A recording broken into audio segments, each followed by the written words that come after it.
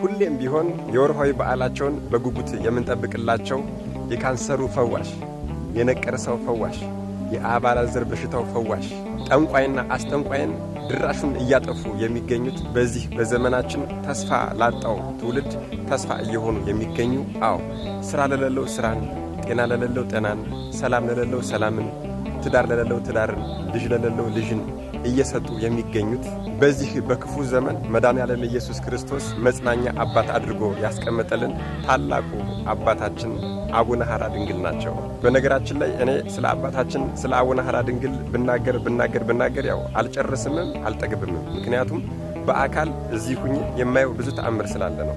እንዲሁ ሌላውን ነገር እንተወውና እጅግ በጣም የሚገርማችሁ ነገር የዛሬ ዓመት መጋቢት ፋሲካ ጾም ላይ በ25 በ26 በ27 በ28 በ29 በ5 ቀን ውስጥ እኔ በአይኔ 9 ሰው አይኑ ሲበራለት አይቻለሁ።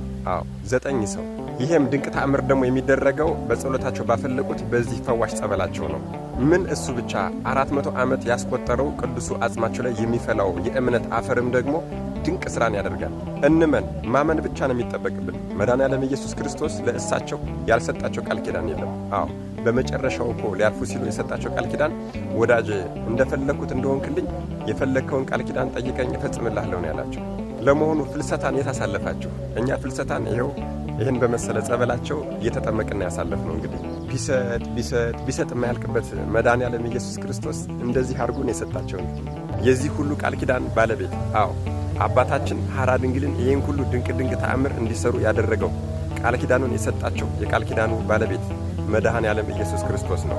እርሳቸው የእርሱ አገልጋይ በእሱ ስም እንደዚህ ካደረጉማ እርሱን ራሱን ብንማጸነው የእርሱን በዓል ብናደርግ ትእዛዙን ብንፈጽምማ ምን ይደረግልን ይሆን? መድኃኔዓለም ኢየሱስ ክርስቶስ ከታላቁ አባታችን ከአቡነ ሐራ ድንግል ረድኤት፣ በረከት፣ ምልጃ፣ ቃል ኪዳን፣ ፍቅር አይለየን። አሜን። ይቆየን።